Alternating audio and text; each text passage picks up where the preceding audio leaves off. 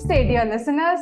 A very warm welcome to the third edition of our podcast, Footprints Leaving an Indelible Mark. I am Rishita Kulkarni. And I am Akanksha Nicole. And we are your hosts for this session. So, Akanksha, before we begin, I am sure that by now our listeners are aware that what a prestigious status our school holds. Don't you think? Definitely. So, let us have a quick glimpse of our latest achievements.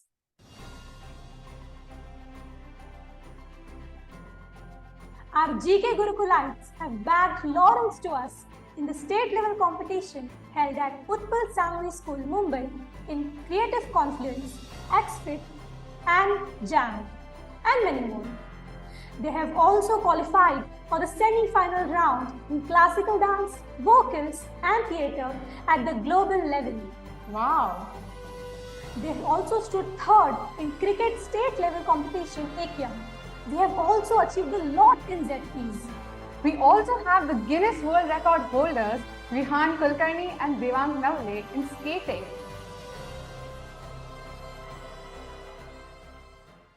Wasn't it truly refreshing to hear, Akanksha? Certainly. So, what new achievement are we about to unlock today? Today, let us embark on a cosmic journey into the intriguing world of astrology, where the stars and planets hold the secrets of our lives and destinies. That sounds truly interesting.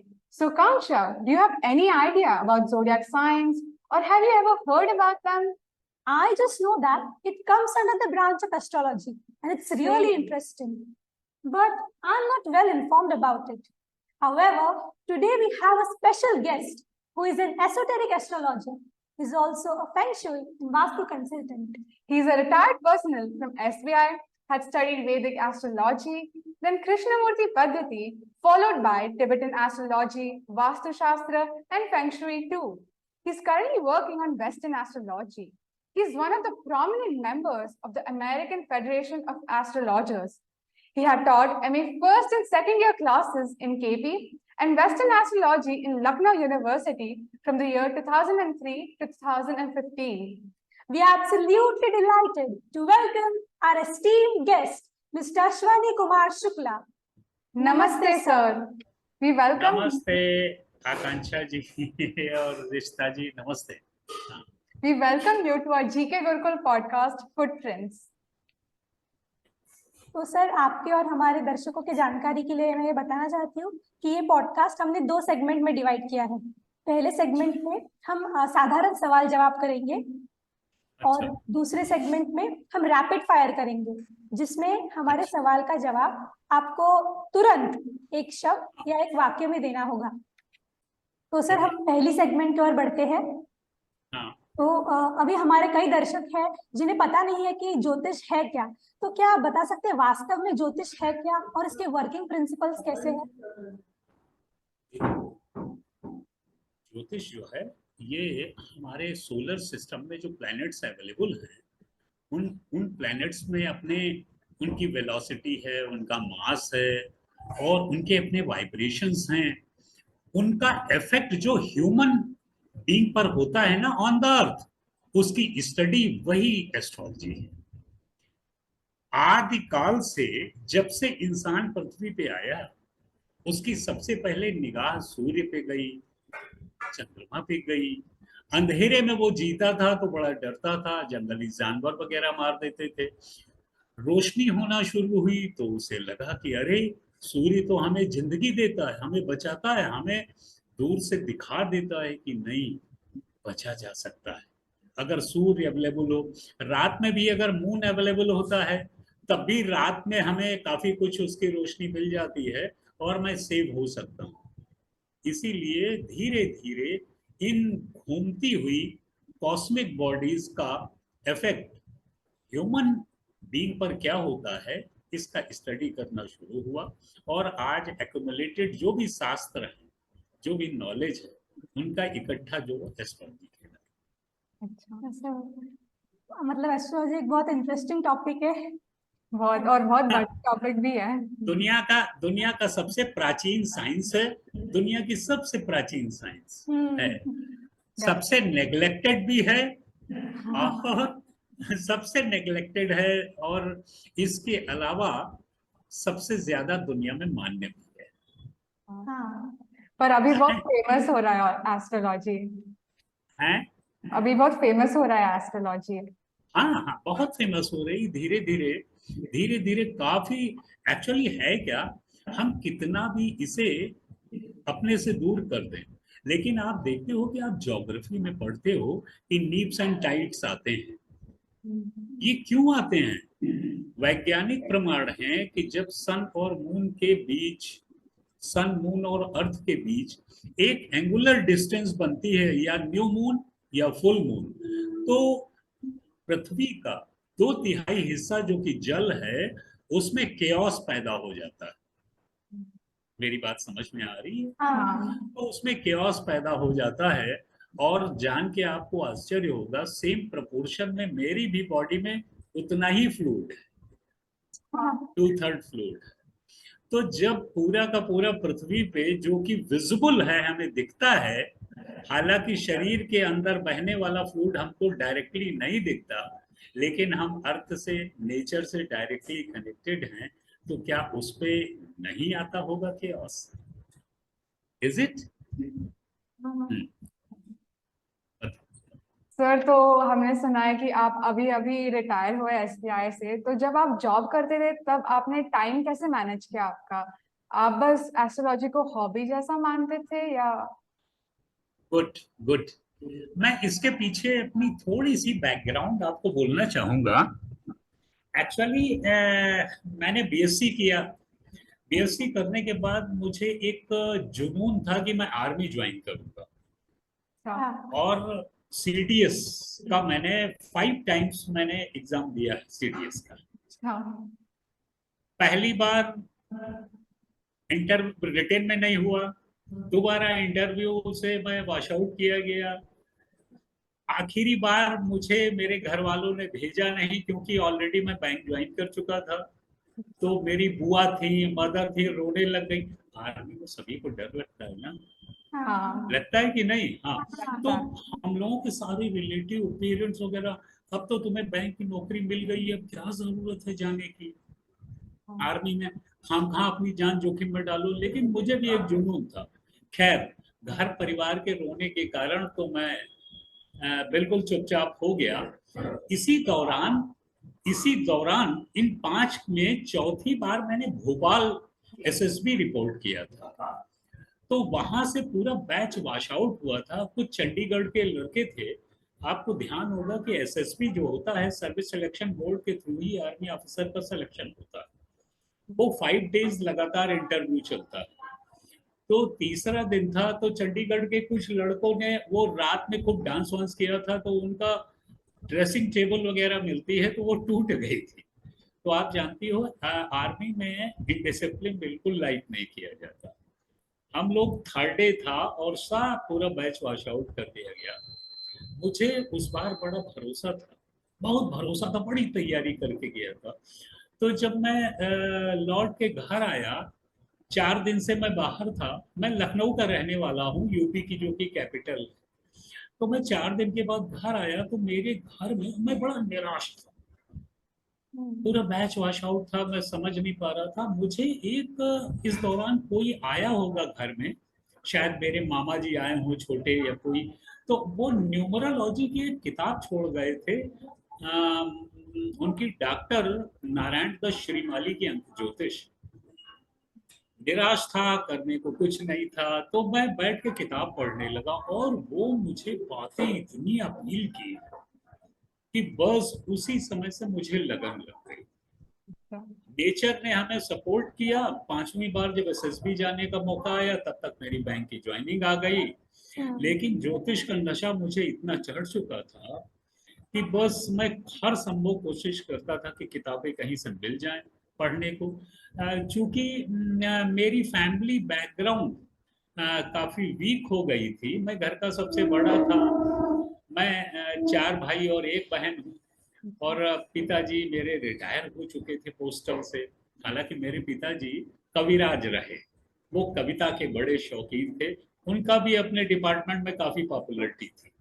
हाँ। तो मैंने जब bank join किया उसी दौरान मेरे मोहल्ले में ही, उसी कॉलोनी में ही एक डीएसपी साहब रहते थे, त्रिपाठी। उनको हम लोग दरोगा चाचा कहते थे। आज सडनली उनकी डेथ हो गई और उनके पास ढेरों किताबें थी।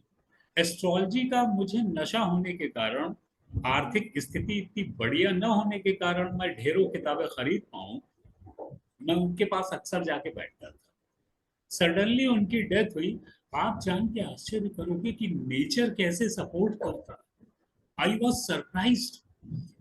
चाचा की डेथ हुई और मैं अक्सर जाके उनके पास बैठा करता था, तो उन्होंने, उनकी वाइफ आई एक दिन जब सारा उनका फनरल वगैरह हो गया और मुझसे बोली कि भैया अश्वनी, हम तो इन सब किताबों को तो कबाड़ में भेज देंगे, तुमको चाचा बड़ा प्रेम करते रहे, तुम ये किताबें ले जाना चाहो तो ले जाओ।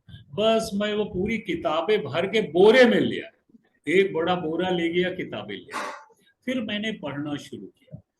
अच्छा, बैंक में लोगों के अपने फ्रेंड बन जाते हैं, कि कोई चाय पीने जा रहा है लंच टाइम पर, कोई कुछ कर रहा है।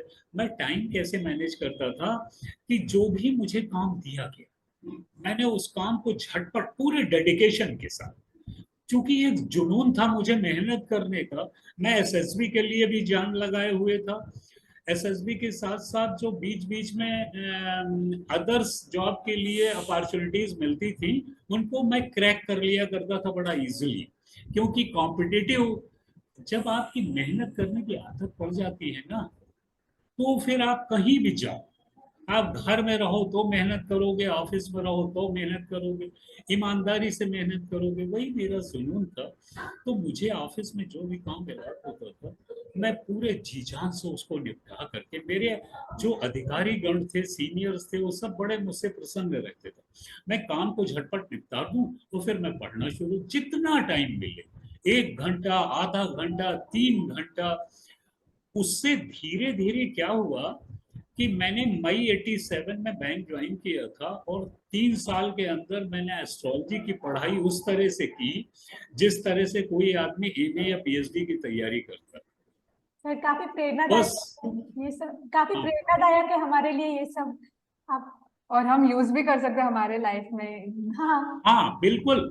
बच्चों, मैं ये कहूंगा कि आप कुछ भी करो पूरे पागलपन से करो।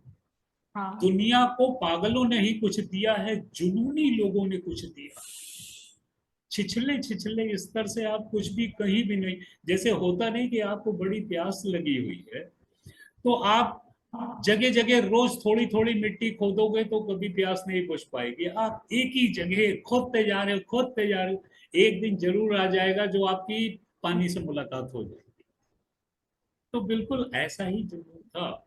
अच्छा, 3 सालों में मैंने एस्ट्रोलॉजी का, और नेचर मुझे अपॉर्चुनिटी देता जाता था। I don't know how, but it was miracle कि अपॉर्चुनिटी देता जा रहा था, मैं पढ़ता जा रहा था।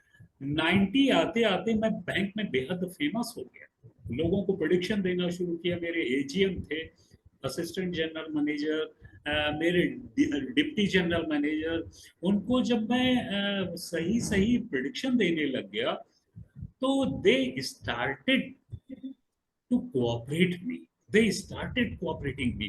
बोले शुक्ला जी, ये सब काम तो बैंक का स्टाफ कर ही रहा है, वो आराम से हो जाता है। शुक्ला जी, अब मैं चाहूंगा कि मैं आपके लिए क्या सुविधा जुटा दूं। तो सर। उन्होंने हमें मेरी सीट पर कंप्यूटर और सब जुटाना शुरू कर दिया। इस तरह से मुझे एस्ट्रोलॉजी और बैंक में दोनों काम बड़े अच्छे से कर पाता। आपको जान के आश्चर्य होगा कि लोग चाय पीने जाते हैं अपने फ्रेंडों के साथ, लंच टाइम पर घंटों घूमते हैं। मैं जल्दी से दौड़ के अकेले ही चाय पीने जाता था, नाश्ता किया खटाखट, और फिर मैं एस्ट्रोलॉजी करने लग गया जितना टाइम मिला। और जो बैंक का स्टाफ था, ये मेरे लिए प्रयोगशाला थी। एक्सपेरिमेंट करने के लिए मुझे इतने लोग मिल गए थे, मैं उनके साथ एक्सपेरिमेंट किया करता। सपोज मेरे चेयरमैन का विजिट होना है, तो मुझसे मेरे एजीएम कहते थे, यार शुक्ला देख लो यार, साहब कितने बजे आएंगे। तो मैंने कैलकुलेट किया, अरे हमने कहा इनका टाइम तो 12:30 का है, लेकिन साहब 1:03 पर आएंगे। And you will be surprised, जैसे ही 1:02 खत्म हुआ, तुरंत कॉल आई कि चेयरमैन साहब आए। सर हमें पता चला है कि आप फेंग शुई अर्थात चीनी वास्तुशास्त्र का भी ज्ञान प्राप्त कर रहे हैं, तो हमें बड़ी जी जी। उत्सुकता है ये जानने में कि भारतीय वास्तुशास्त्र और चीनी वास्तुशास्त्र में क्या फर्क है।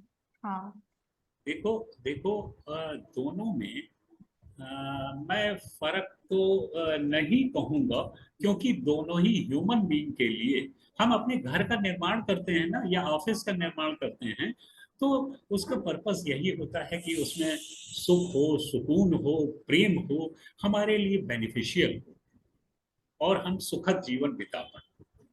ये दोनों शास्त्र जो है वो चाइनीज पद्धति है और ये भारतीय पद्धति थी। हम भारतीय पद्धति में 5 तत्व जो गिनते हैं, आकाश, जल, वायु, अग्नि और पृथ्वी, वो क्या करते हैं कि वो वहां पर मेटल और वुड को भी एलिमेंट की तरह कंसीडर करते हैं और 2 हमारे एलिमेंट्स को हटा देते हैं। जैसे फेंग शुई का मतलब ही होता है जल और वायु, फेंग शुई का मतलब, और हम सारे एग्जिस्टेंस में जल और वायु तो ही ढूंढ रहे हैं। अभी चंद्रयान 3 गया, अध्ययन करने के लिए गया हुआ है कि भाई क्या वहां पर जल है, अगर जल है तो कभी वायुमंडल भी रहा होगा, क्योंकि जल का जब कॉन्फ़िगरेशन देखते हैं केमिस्ट्री में तो हाइड्रोजन और ऑक्सीजन, हाँ, H2O, हाँ, तो इसका मतलब कभी ऑक्सीजन रही होगी, तभी तो वहां वाटर फॉर्म हुआ। हाँ, तो इसी, हाँ, तो इसी तरह से वो हमारे 2 एलिमेंट को हटा करके अपने 2 एलिमेंट वुड और मेटल रखते हैं। अच्छा, इंटीरियरिटी को बहुत बैलेंस करने में फेंग शुई का बहुत बड़ा हाथ, बहुत बड़ा। वास्तव में बस एक ही लाइन मैं कहूंगा कि दोनों अपनी तरह के आर्ट हैं, अपनी अपनी भाषा में हैं, पर्पस दोनों का एक है, ह्यूमन बीइंग किस तरह से सुखद जीवन बिता सके। बाकी एलिमेंटल डिफरेंस है और इंटरप्रिटेशन वगैरह लगभग सब वही। तो उनके सर, पास रेमेडीज ज्यादा हैं बिना तोड़ फोड़ के, मेरे पास रेमेडीज उतनी नहीं है, हमें तोड़ फोड़ करनी पड़ती हाँ, तो है। सर हमने अक्सर सुना है कि जब ग्रहण होता है तो तब हमको बाहर नहीं जाना चाहिए, मंदिरों में नहीं जाना चाहिए, खाना नहीं खाना चाहिए। तो फिर ये साइंटिफिक रीजन क्या है इसके पीछे, या ये ओके, जस्ट मिथ है? हाँ, मैं आपको 2-3 रीजन बताता हूँ इसके पीछे। आपको शायद आपकी जानकारी में भी हो कि ग्रहण पड़ने से कुछ समय पहले जंगलों में बंदर जो है ना, हाँ, बड़े उत्पाती होते हैं। हाँ, अच्छा। और तो सब जानवर चुप बैठ जाते हैं, लेकिन बंदर हमेशा कभी भी चुप नहीं बैठता है। इस हाँ डाल से उठ जाल, चीखना चिल्लाना। आपको जान के आश्चर्य होगा कि जब ग्रहण पड़ता है तो ग्रहण से कुछ समय पहले जंगल में बंदर ऐसे इसके वैज्ञानिक कारण है, मैं कोई अपनी तरफ से नहीं कहता। हाँ हाँ जंगल में बंदर ऐसे बैठ जाते हैं जैसे ऋषि मुनि हो और तपस्या कर रहे हैं। उनको तुरंत उनका सेंसर पकड़ता है कि प्रकृति में कुछ घटना ऐसे घटने वाली है जो बड़ी दुखद है, जो बड़ा नुकसान पहुंचा सकती है, और वो बिल्कुल शांत बैठ जाते हैं। हाँ, होता क्या है कि पृथ्वी पर जीवन सूर्य और चंद्रमा के ही कारण है। सूर्य हमारे अंदर वाइटल फोर्स पैदा करता है, वाइटैलिटी पैदा करता है, और चंद्रमा जितनी भी चीजें हैं पृथ्वी पर जो हमारे जीवन देने के लिए उपयोगी है, उन सब में गुणवत्ता पैदा करता है, औषधीय गुण पैदा करता है, ताकि मेरा जीवन सस्टेन कर सके। जैसे लाइफ फोर्स पल्सेट करता है ड्यू टू सन, हाँ, पल्सेशन उसके वजह से है, उसी तरह से उस पल्सेशन को कंटिन्यू रखने के लिए मून। मेरी बात क्लियर हो रही है? हाँ। तो सर तो अब हाँ बोलो। नहीं, तो इस वजह से भी ये कई कारण हैं, और मैं कई कारण आपको बता दूं तो आपको बड़ा अच्छा लगेगा। रशियन साइंटिस्ट हुआ चेजेविस्की। चेजेविस्की ने कोई 700 साल के आंकड़ों का अध्ययन किया, 700 साल के आंकड़े यानी गणनाएं निकाल के रखी। और क्या गणनाएं थी कि सूर्य पर जो आणविक विस्फोट होते हैं, एटॉमिक एक्सप्लोजन होता है, मैं आपको बताना चाहूंगा कि सूर्य पर प्रत्येक 12वें वर्ष एटॉमिक एक्सप्लोजन होते हैं, हाँ। आणविक आंधियां चलती हैं। और उसने 700 वर्षों का अध्ययन किया और उसने अपना गणनाओं के आधार पर जो आउटकम दिया, उसने कहा कि पृथ्वी पर जितने भी युद्ध होते हैं वो सूर्य पर होने वाले आणविक विस्फोट के कारण होते हैं। अच्छा। अब ये बताइए, आप जाओगे इंटरनेट पर, चेजेविस्की के बारे में जान लीजिए। जरूर जरूर तो जरूर। रशा, रूस, वहां कम्युनिज्म है। कम्युनिज्म तो, कम्युनिज्म की जो थ्योरी है वो कार्ल मार्क्स पे बेस्ड है। हाँ। हाँ कार्ल मार्क्स की थ्योरी ये कहती है कि पृथ्वी पर जो भी क्रांतियां होती हैं, उसने, चेजेविस्की ने सब आंकड़े दिए थे कि जितनी भी क्रांतियां पृथ्वी पे हो रही हैं वो सब सूर्य पर होने वाले आणविक विस्फोट के कारण। हाँ। जबकि इनका, कार्ल मार्क्स का कहना था कि पृथ्वी पर जो भी युद्ध क्रांतियां होती हैं वो आर्थिक विभिन्नता के कारण। हम लोग जब अर्थशास्त्र पढ़ते हैं तो हम लोग देखते हैं कि कार्ल मार्क्स का सिद्धांत है कि एक वर्ग बड़ा एलीट ग्रुप बन जाता है और एक लेबर क्लास बन जाता है, ठीक। और इसके कारण दोनों में क्रांति होती है और युद्ध होते हैं। तो अब आप जब देखो, चेजेविस्की कह रहा है ये आर्थिक विभिन्नता के कारण युद्ध नहीं होते, युद्ध होते हैं सूर्य पर प्रत्येक 12वें वर्ष आणविक आंधियों के कारण। रशियन हेड ऑफ स्टेट ने उसको जेल में डाल दिया, साइबेरिया की जेल में डाल दिया, और कहा तुम तो पूरे के पूरे कार्ल मार्क्स को ही बिल्कुल एकदम झूठा साबित किए गए हो, और अगर ऐसे ही रहा तो कम्युनिज्म तो जीरो हो जाएगा। इसका मतलब कार्ल मार्क्स की थ्योरी बेकार है और हमारे साथ जो हो रहा है उससे सूर्य सीधा जुड़ा हुआ है। तो उसने कहा बिल्कुल जुड़ा हुआ है। तो उस रशियन ने, हेड ऑफ स्टेट ने उसे जेल में डाल दिया। फिर काफी लंबे समय तक वो जेल में रहा, और खुर्शियोव जब हेड ऑफ स्टेट बने तो उसको साइबेरिया की जेल से निकाला गया, और उसके बाद बहुत कम समय तक वो जीवित रहा है। और उस कम समय में जीवित रहने के बावजूद भी उसने फिर कुछ एक थ्योरी और दे दी कि ना कि क्रांतियां होती हैं और युद्ध होते हैं पृथ्वी पर सूर्य पर एटॉमिक एक्सप्लोजन की वजह से, बल्कि जो महामारियां फैलती हैं उसके लिए भी वो जिम्मेदार है। और एक कार्ल मार्क्स की पूरी थ्योरी बर्बाद चली। ये वैज्ञानिक आधार थे जिनके कारण। अब मैं बात करता हूं आपके सोलर और ल्यूनर एक्लिप्स की। होता क्या है, पृथ्वी पर जीवन इन्हीं दोनों ल्यूमिनरीज के कारण पनपता और बढ़ता है, ठीक। एक्लिप्स के टाइम पर क्या होता है कि इन ल्यूमिनरीज में से किसी न किसी ल्यूमिनरी की लाइट, रोशनी, तरंगे पृथ्वी तक नहीं पहुंच पाती। देखो क्या है भाई, कोई भी सूर्य की रोशनी या चंद्रमा की रोशनी अगर नहीं पहुंचेगी पृथ्वी तक, तो आप ये समझ लो कि हम लोगों के बीच जो पल्सेट कर रही है लाइफ, तो लाइफ पल्सेट करना बंद हो जाएगी। एक दिन अगर सूर्य ना उदय हो ना, तो दूसरे दिन जीवन बचेगा नहीं। कोई भी वैज्ञानिक इसे उगा नहीं सकता है, राइज नहीं करा सकता।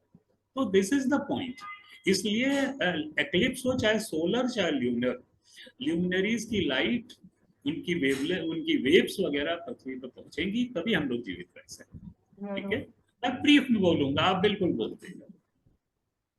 तो सर, अगर आप कंफर्टेबल हो कि पब्लिक फोरम में शेयर करने के लिए, मैं पूछना हाँ चाहूंगी हाँ कि आप ऐसा एक एग्जांपल दे सकते हैं जहाँ पे आपने एक एस्ट्रोलॉजिकल रीडिंग की हो और वो एकदम एक्यूरेट सिद्ध हुई हो। हाँ हाँ हाँ हाँ हाँ हाँ, बिल्कुल। देखो, लेकिन ये एक बात है, मैं उसमें नाम नहीं लूंगा उनका, चलेगा जरूर सर, जरूर चलेगा। नाम नहीं लूंगा। हालांकि मैं एक रीडिंग तो सबसे पहले बता दूं कि 2013 में मुझे मोदी जी का हॉरोस्कोप के बर्थ पर्टिकुलर्स मिले। सर। हाँ, मोदी जी अपने प्राइम मिनिस्टर हैं। हाँ 2013 के जुलाई अगस्त के महीना था, और एक टीवी पर बहुत प्यारे प्रोफेसर आते हैं, अवनीजेश अवस्थी जी। वो कभी भी आप उनको सुनोगे, उनके भाई मेरे पास बैंक में डीजीएम थे, हमारे बड़े क्लोज थे, हमको मानते थे, तो उन्होंने हमें प्रोवाइड करवाया। मैंने उनकी हॉरोस्कोप देखी एंड आई वाज सरप्राइज्ड कि मैंने कहा इनको तो कोई रोक नहीं सकता, सो कॉन्फिडेंट। उसके बाद क्या हुआ कि यूपी स्टेट के इलेक्शन होने थे, तब मेरे पास कई एमएलए, आप जानती हो कि एस्ट्रोलॉजी में तो सभी आते हैं, मंत्री, ब्यूरोक्रेट्स, बड़े बड़े लोग तो सबसे पहले आते हैं, गरीब आदमी का तो सारा ऊर्जा रोटी में ही निकल जाती है। जो बड़े हैं, जो ऊंचे हैं, उनको डर रहता है कि कब मैं नीचे न खिसक जाऊं। हाँ, तो यूपी के चीफ मिनिस्टर रहे थे अखिलेश यादव जी। इनका हॉरोस्कोप मुझे, इनके पर्टिकुलर्स मिले, इनके बड़े क्लोज फ्रेंड ने हमें प्रोवाइड कराया कि भैया हम मुझे ज्यादातर लोग अश्विनी भैया के नाम से पुकारते हैं। तो जब मैंने इनका हॉरोस्कोप देखा तो हमने कहा कि भैया कुछ भी हो जाए, इनका तो राजयोग इस बार के लिए समाप्त हो गया है, हो ही नहीं रहा, and you will be surprised. वो उनको बड़ा इरिटेशन भी हुआ, उनके साथी को, बोले आप भैया कैसी बात कर रहे हो, हम तक कैसी नहीं, जो हमें लग रहा है भैया तो उनको बोल के जीत नहीं पाएंगे, वो हार गए। मेरे यहाँ स्टेट में कई फ्रॉड हुए थे, जैसे कोयला घोटाला हुआ, कोयला घोटाले वाले एक आए, एक एनआरएचएम घोटाला हुआ था, नेशनल हेल्थ मिशन का, उसके प्रिंसिपल सेक्रेटरी, वो उस पे मैंने कहा था। अभी अभी हाल में मैंने एक प्रेडिक्शन किया है, वो योगी जी की बुराई एक आईपीएस अधिकारी ने कर दी थी, वो सस्पेंड हो गए फिर उनका रीइंस्टेट का मैंने प्रेडिक्शन किया, इस समय वो डीआईजी लेवल पर है, और वो भी रीइंस्टेट, बिल्कुल डेट वाइज रीइंस्टेट हुए। जो मैंने उनको डेट दी थी, मैं उनका व्हाट्सएप पर सब भेज सकता हूँ, वैसे ही फोटो, क्योंकि पूरा उनका मैसेज है। खट से उन्होंने भेजा, बोले सर फोन आया अचानक, मैं दोपहर में खाना खा के आराम कर रहा था, सर सर वो कल आप कह रहे थे, कल ही मेरा अनुमोदन हो गया है सर। तो एस्ट्रोलॉजी बहुत बहुत बेहतरीन साइंस है, लेकिन मैं हमेशा कहूंगा कि उम्र को अगर 72 साल मान लें अमूमन, क्योंकि शुरुआत में 12 वर्ष जो होते हैं वो तो समझ ही नहीं होती, और जीवन के आखिरी 12 वर्ष अगर हम मान लें, 84 साल की आयु मान लें, तो आखिर के 12 वर्ष आदमी चलने फिरने ज्यादा लायक नहीं रह जाता। तो बीच के जो 72 वर्ष बचते हैं, इनमें 36 साल तक तो व्यक्ति को, हर एक को, आप सबको बेहद मेहनत करनी चाहिए, होप कि हम अचीव करने के लिए कुछ भी, इस अर्थ पे जीने के लिए अर्थ बहुत जरूरी है। हाँ, समझ रहे हैं? तभी आपके जीवन में अर्थ आएगा। और अर्थ आता कहाँ से है? आप जब कुछ भी करना चाहते हो, बिजनेस करना चाहते हो, मेडिकल में डॉक्टर बनना, इंजीनियर बनना और आईएएस करना, 36 साल की उम्र तक जान लगा दो अपने को स्टैब्लिश करने के लिए। 24 घंटे वही सब तज हरि भज, बस 36 साल तक कोई भी मिस्टेक, ऑकर्ड, साइंस को बिल्कुल ना अडॉप्ट करना, बस जुटे रहो, दिन रात खाना खाया जुटे हुए। 36 साल के बाद आपकी गाड़ी ऑटो मोड पे आ जाएगी, उसके बाद धीरे धीरे फिर जीवन की उन चीजों को समझना शुरू करना, अपने को समझना शुरू करना, अध्यात्म की तरफ झुकना, कि जिसने ये सब कमाया है अब उसको भी जाना जाए। अवश्य सर, अवश्य सर। हम सभी इस बात से अवगत है कि ज्योतिष अभी लगभग सभी क्षेत्रों में सार्थक है, हाँ, तो क्या नेचुरल डिजास्टर्स जैसे ग्लोबल इवेंट्स में भी अंतर्दृष्टि देती है? बच्चों बच्चों हुआ क्या कि अभी भारत में कोई 5000 साल से, देखो सबके पास, सारे जितने भी अपने यहाँ ब्यूरोक्रेट्स हैं, पॉलिटिशियंस हैं, सबके अपने एस्ट्रोलॉजर हैं, सब इंडस्ट्रियलिस्ट हैं, सबके अपने एस्ट्रोलॉजर्स हैं। चक्कर ये है कि सब जो हैं एस्ट्रोलॉजर तो रखे हुए हैं, लेकिन मंच पर खड़े होकर के एस्ट्रोलॉजी को सुपरस्टिशियस मानते हैं, और मानते हैं कि नहीं नहीं, अरे ज्योतिष तो बड़ा हमें कंजर्वेटिव बनाता है, सुपरस्टिशन बनाता है। अपने यहाँ 5000 सालों से कोई रिसर्च नहीं हुई है, जबकि आपको जान के आश्चर्य होगा, यूरोपियंस का जो माइंड है, अमेरिकन हैं, यूरोपियंस हैं। मैं तिब्बतन एस्ट्रोलॉजी पढ़ने के लिए धर्मशाला में था, जहाँ दलाई लामा जी अपने देश में निवास करते हैं, और आप जान के आश्चर्य करोगे, उनके यहाँ 12 दिन की वर्कशॉप थी, मैं अकेला इंडियन था, 21 लोग थे, मैं उसकी फोटो सर्टिफिकेट आपको व्हाट्सएप पे फोटो खींच के भेज सकता हूँ। 21 लोगों में मैं अकेला इंडियन। तो उन जब 20 लोगों से मैंने बातचीत की, कोई कपल रशियन है, दोनों डॉक्टर हैं, कोई इंजीनियर है, कोई अमेरिका की एम्बेसी से आया हुआ है, और सब दुनिया भर घूम करके यहाँ एस्ट्रोलॉजी पढ़ रहे थे। भारत में 5000 साल से बच्चों रिसर्च नहीं हुई, यहाँ हमको इन्वायरमेंट नहीं दिया गया, और जिस साइंस को राज्य का आश्रय नहीं मिलता ना, वो साइंस कहाँ के सहारे पनप पाएगी। अब धीरे धीरे कोशिश जारी है, हमारे मोदी जी आए हुए हैं, ये हमारे देश की विरासत, चाहे योग हो, आयुर्वेद हो, ज्योतिष हो, इन सबको अब सहारा मिलना शुरू। सर, ये बड़े ही गौरव की बात है कि ज्योतिष की जड़ें भारत में सबसे ज्यादा मजबूत हैं। तो आप ज्योतिष का भविष्य कहाँ देखते हैं और क्या इसमें और विकास हो रहा है? ज्योतिष आने वाले समय में स्कूल कॉलेजेस में सब जगह पढ़ाई जाएगी। अभी मेरे पास परसों एक लखनऊ यूनिवर्सिटी के प्रोफेसर हैं फिलॉसफी के, वो रिटायर हुए हैं, और स्टेट गवर्नमेंट में हमारे महामहिम श्री योगी जी ने, जो कि चीफ मिनिस्टर हैं, उनको आदेश दिया हुआ है कि वो सिलेबस तैयार करें जिसमें बच्चों को 6ठे 7वें 8वें से ही सोलर सिस्टम से उनको अवगत कराया जाए, अपने वैदिक नक्षत्रों से अवगत कराया जाए, और उसमें हम लोग सहयोग कर रहे हैं। अरे वाह। वो हम लोगों का सहयोग ले रहे हैं। हाँ। मुझे ज्योतिष का भविष्य बहुत शानदार दिखता है, और ज्योतिष not a science, it is super science. अगर आप इसको बीमारी पे लगा दो तो आप बीमार पड़ेंगे, कब पड़ेंगे, ठीक होंगे कि नहीं होंगे। आप इसे प्रोफेशन पे लगा दो कि कब नौकरी जाएगी, किस डिपार्टमेंट में नौकरी करेंगे, कब सस्पेंड होंगे, कब बिजनेस करेंगे या नौकरी शुरू हो जाता है कि नहीं।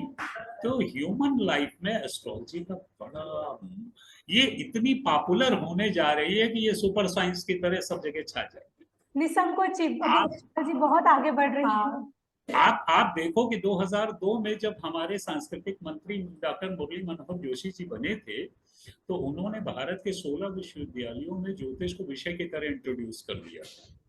तो वहाँ आप लखनऊ विश्वविद्यालय से ज्योतिष में BA, MA, PhD, DLIT कर सकते हैं, कंटिन्यूअसली चल रहा है। तो ये एक बड़ी प्रोग्रेस आप मानते हो कि नहीं? और वहाँ मुझे 15 साल पढ़ाने का मौका मिला। उन्होंने मुझे लेटर दिया, बैंक ने परमिशन दिया, and I started. Stay tuned for the other segment of this podcast.